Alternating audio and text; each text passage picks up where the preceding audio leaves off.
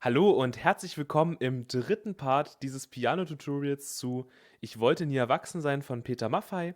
Ich hoffe, du hast dir die ersten beiden Parts in Ruhe angeschaut und kannst jetzt also hier die Grundmelodie auf der rechten Hand und auf der linken Hand super spielen. Dann können wir nämlich heute mal beide Hände zusammennehmen und dann kann ich dir auch noch am Ende ein paar kleine Feinheiten zeigen, was man also hier noch ein bisschen variieren kann. Ne? Ich habe dir am letzten Part schon gezeigt, dass wir bei der linken Hand auch nur die Grundtöne mitspielen können, entweder als einzelnen Ton oder als Oktave. Das wäre zum Beispiel eine Variation schon, aber ich werde dir dann noch ein paar mehr zeigen am Ende des Videos. Dann würde ich sagen, wir fangen mal an. Ich lasse das Haltepedal weg und ich spiele jetzt mal die einzelnen Abschnitte langsam vor. Du kannst dann also wirklich gucken, wie ich das spiele und das dann ganz in Ruhe hier mitspielen. Ne? Wir fangen mal an. Zuerst spielt die rechte Hand allein und die linke Hand kommt dann mit dazu.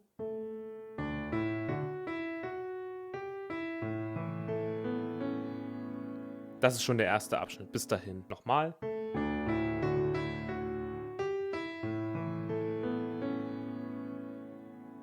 Okay, und jetzt siehst du auch, jetzt kommt das, was ich im letzten Video gesagt habe. Das heißt, jetzt verbinden wir hier linke und rechte Hand. Die rechte Hand füllt also hier diese Akkorde noch aus, ja? Das kann man auch weglassen, wenn man möchte. Ne? Man kann es auch nur so spielen.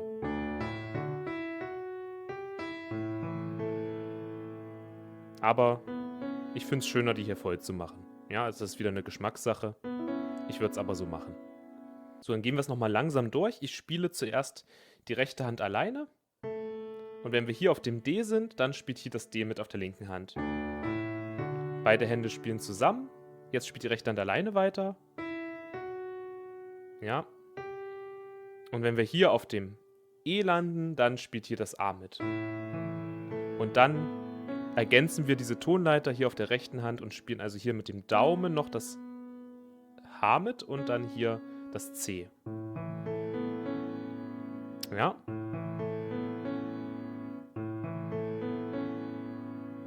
Nochmal.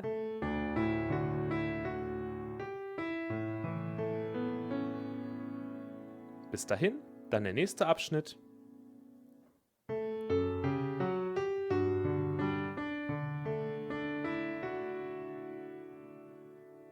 Ähnlich, ja, also wir fangen wieder mit der rechten Hand alleine an.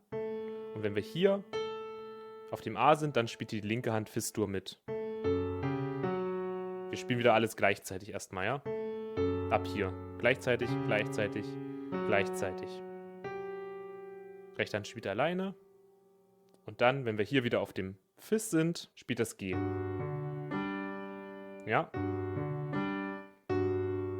Zusammen, alleine, zusammen.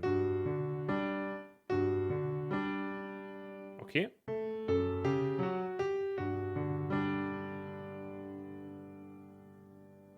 Und wenn wir das zweite Mal das D anschlagen, dann spielt hier das D mit, aber diesmal hier oben. Und da müssen wir natürlich auch schnell hier, ja, weil hier kommt ja die linke Hand schon, den Daumen hier wegnehmen dann wieder.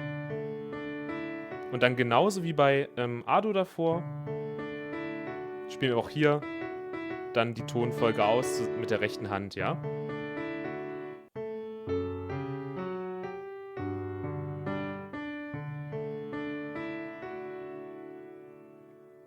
Das erstmal der komplette erste Abschnitt, ne? Das wiederholt sich ja jetzt einfach nur nochmal, ne? Wir fangen wieder hier an.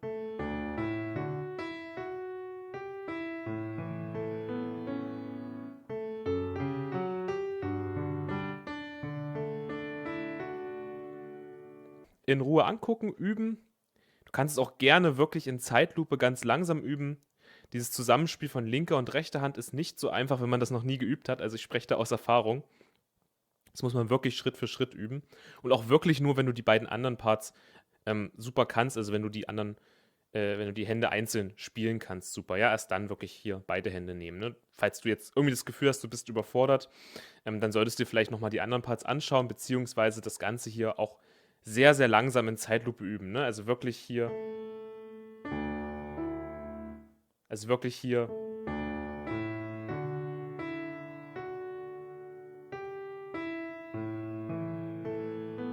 so in der Geschwindigkeit, ja. Sehr, sehr langsam. Ja, das war der erste Teil der Melodie mit beiden Händen. Erstmal in Ruhe wiederholen, üben. Und jetzt kommt der zweite Teil der Melodie. Den teilen wir auch wieder in kleine Unterabschnitte ein. Ich spiele den ersten Unterabschnitt langsam vor. Also wir starten hier auf dem Cis, in der linken Hand sind wir auf dem A. Bis dahin erstmal. Das ist der erste Abschnitt. Nochmal, langsam.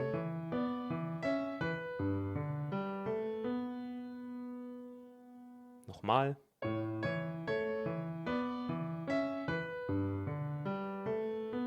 Immer wenn du da Probleme hast, du kannst ja auch das Video ein bisschen langsamer abspielen lassen, ja. Kannst das ja meinetwegen auch in 0,5 oder so abspielen.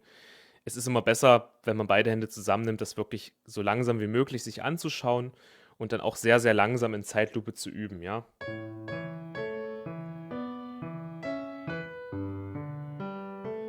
So wie ich das hier mache. Das ist die beste Methode.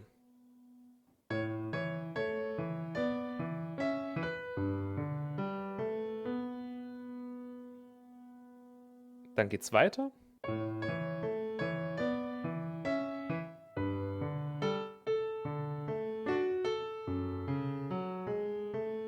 Das ist noch der einfachste Part. Hier spielt die linke Hand alleine Fis-Dur. Ja, aber du siehst, wir sind hier immer ein bisschen versetzt. Also, ne, wir spielen erst hier natürlich A. Entschuldige. Jetzt hier H und G gleichzeitig.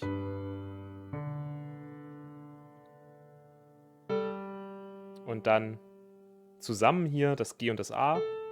Nochmal das A. Und direkt danach hier D. Ja? Entschuldige. Und dann hier Fis-Dur. Ja?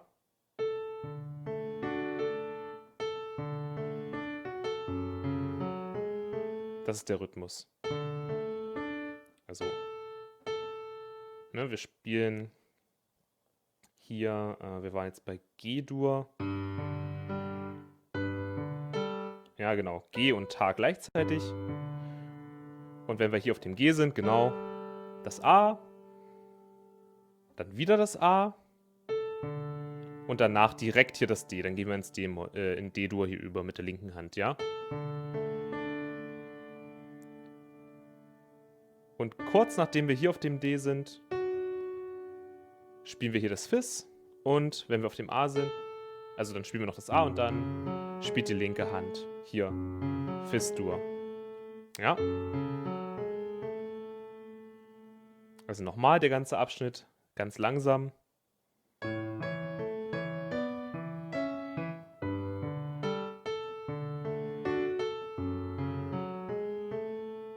Ja, also wir schlagen eigentlich das Fis schon an, wenn wir hier auf dem D sind, ne? Genau, das ist der Rhythmus.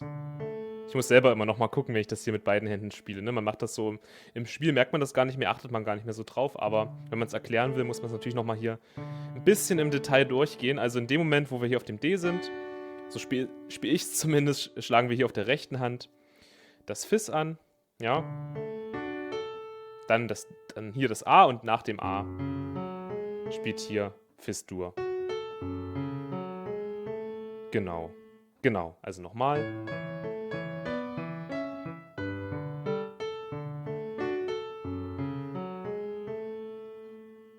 Bis dahin. Das erstmal üben, dann geht's weiter. Rechte Hand spielt das hier alleine und dann, wenn wir hier oben auf dem Cis landen, dann spielt hier wieder G.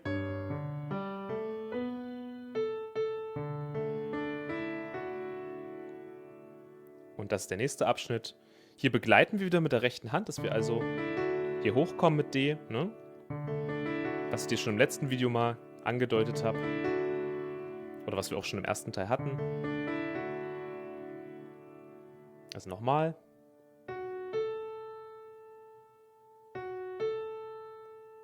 Also erstmal hier Cis auf der rechten Hand, G auf der linken Hand. Ja, das ist eigentlich einfach. Wir haben hier einen doppelten Rhythmus sozusagen auf der linken Hand. Also immer die rechte Hand spielt bei jedem zweiten Ton der linken Hand mit. Ne? 2, 2, ja.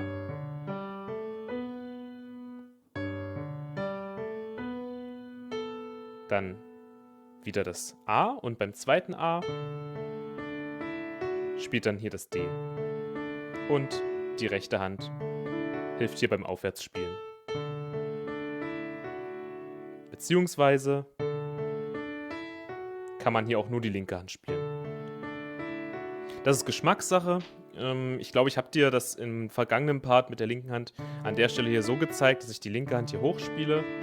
Aber du kannst immer hier die rechte Hand da begleitend spielen. Ne? Das ist Geschmackssache. Also ich mache es in der Regel nur so. Ich glaube aber im letzten Part habe ich es dir so gezeigt. Ja? Bin ich mir jetzt nicht mehr ganz so sicher. Ist aber beides möglich, gar kein Problem. Okay, also nochmal. Genau.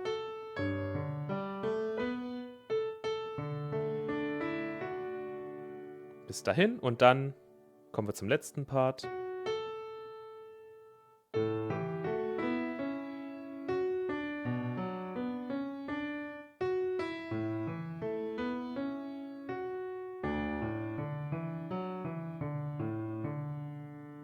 Genau. Hier ist auch nur der Anfang schwer, ne? Also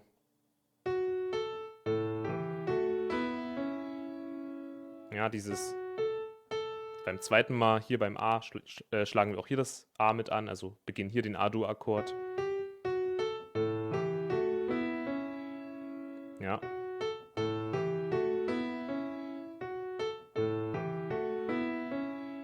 Und dann ist es ja im Prinzip nur, ja, wir spielen Fis, wir spielen D und wenn wir D spielen, wir müssen natürlich dann hier vom D wieder runter, dann spielen wir diesen H-Moll-Akkord hier. Müssen wir natürlich dann mit dem Daumen hier runter, mit der rechten Hand. Dann wieder Fis, dann E. Wir spielen in der linken Hand den A-Dur-Akkord aus und dann wieder Fis und D. Und spielen den D-Dur-Akkord in der linken Hand aus. Also da bleibt dann die rechte Hand einfach liegen und spielt nur die linke Hand. Nochmal den letzten Abschnitt langsam.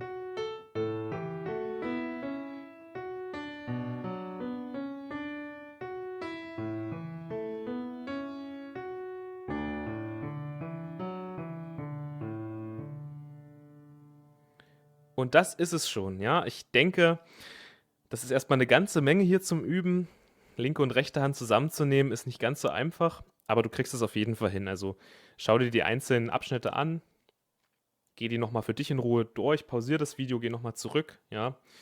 Und üb wirklich diese ganz kleinen einzelnen Unterabschnitte. Und üb dann auch die Abschnitte mal zusammen, dass du mal 2, 3 Abschnitte zusammen übst, bis du dann wirklich alles zusammenspielst. Aber das war's erstmal hier mit der linken und der rechten Hand. Ich würde jetzt noch einmal mit dem Haltepedal hier komplett alles vorspielen. Dann kannst du es auch nochmal dir in Ruhe angucken, wie es komplett klingen muss. Und dann zeige ich dir nochmal, was ich hier mit Feinheiten noch meinte, also was man hier und da noch ergänzen machen kann, ja? Okay, also ich spiele noch einmal alles komplett vor.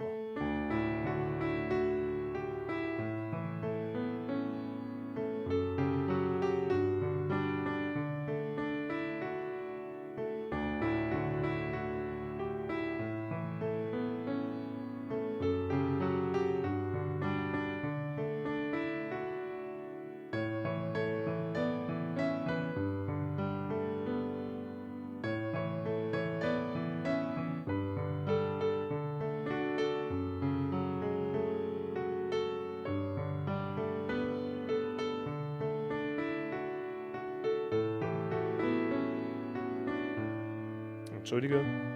Hier natürlich H-Moll, A-Dur und D-Dur. So, ja, das ist also nochmal hier das ganze Stück. Gerne nochmal üben. Und was kann man jetzt hier also machen? Also letztendlich kann man eine ganze Menge machen. Da könnte das Video jetzt hier noch Stunden gehen, weil es so viele verschiedene Varianten gibt, dieses Stück zu spielen. Zunächst einmal, was wir schon hatten, du kannst, wie gesagt, statt dieser Begleitung wirklich einfach hier die einzelnen Töne nur spielen, ja. Das geht auch immer, wenn dir das mit der Begleitung zu kompliziert ist. Du kannst dann das hier weglassen, also ja, jetzt kannst du es hier weglassen, dass wir hier hochspielen. Das geht auch. Also, du musst nicht immer hier mit der Begleitung hochspielen. Das sind jetzt erstmal so Sachen, um das zu vereinfachen, ja. Beziehungsweise kannst du es auch nur mit der, hatte ich ja schon gesagt, ne, mit der linken Hand spielen. Also musst die rechte Hand nicht mehr dazu nehmen. Ich finde es aber einfacher. Genau. Das generell, wenn du das ein bisschen einfacher spielen willst, dann kann man das Ganze natürlich auch mal in anderen Tonhöhen spielen. Also du kannst das Ganze mal hier oben spielen.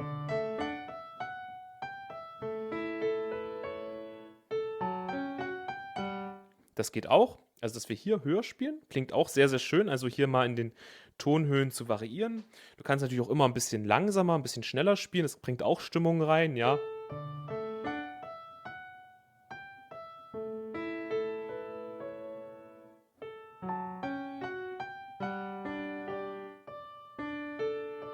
Also du hörst, das macht auch einen Unterschied. Beziehungsweise kann man die Töne, die Tasten natürlich auch lauter, leiser anschlagen, um dem noch Stimmung zu verleihen. Und dann kannst du Folgendes machen, zum Beispiel an der Stelle hier kannst du, wenn du es zum Beispiel nochmal wiederholen willst, die Melodie, ja, also eigentlich hat das Lied ja mehrere Strophen. Das kannst du übrigens dir auch in meinem Piano-Cover da zu dem Stück anhören, habe ich dir oben mal verlinkt. Jetzt kannst du einfach mal das weglassen hier, dass du also nicht am Anfang dieses A hier vorschlägst, sondern fängst gleich hier mit dem D an, ja, und dann spielst du die linke Hand mal hier oben mit und spielst es mal so zum Beispiel, ja.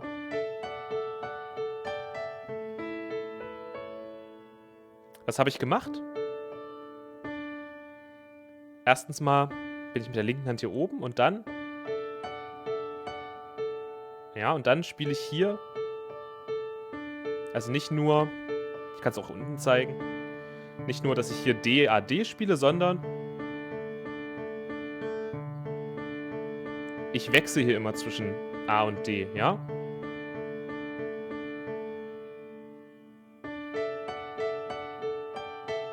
Ja?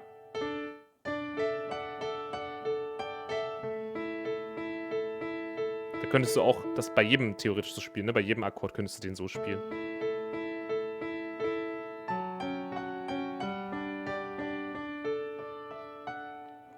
Zum Beispiel, ne, dass du immer hier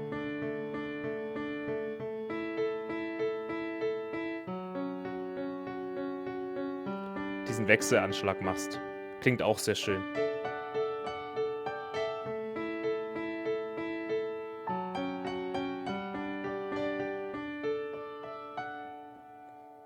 Ne? Das jetzt mal als eine kleine Variation, die man hier mit einbinden kann. Dann, wenn wir später hier sind,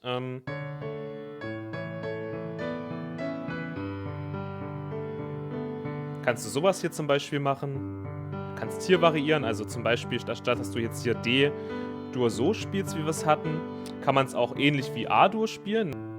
Da hatten wir ja sowas hier. Das kannst du natürlich mit G-Dur auch machen. Ja.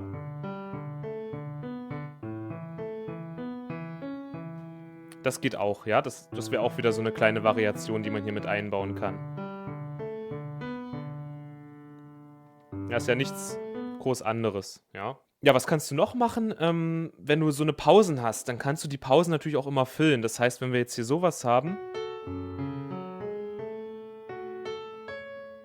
ne, da bleiben wir ja lange mit der linken Hand hier liegen. An der Stelle hier.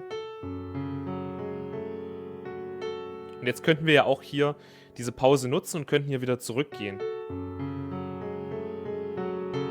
Ja? Also hier einfach das wieder zurückgehen, was wir hatten im selben Rhythmus. Also du kannst auch versuchen, mal diese Pausen zu füllen, hier mit so einem, zum Beispiel sowas hier wieder zurückzugehen an der Stelle. Das ist auch möglich. Ja.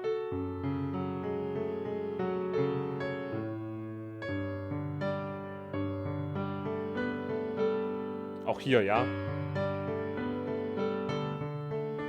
Solange wir die Zeit haben und nicht gleich zum nächsten Ton hier springen müssen, können wir auch, ja,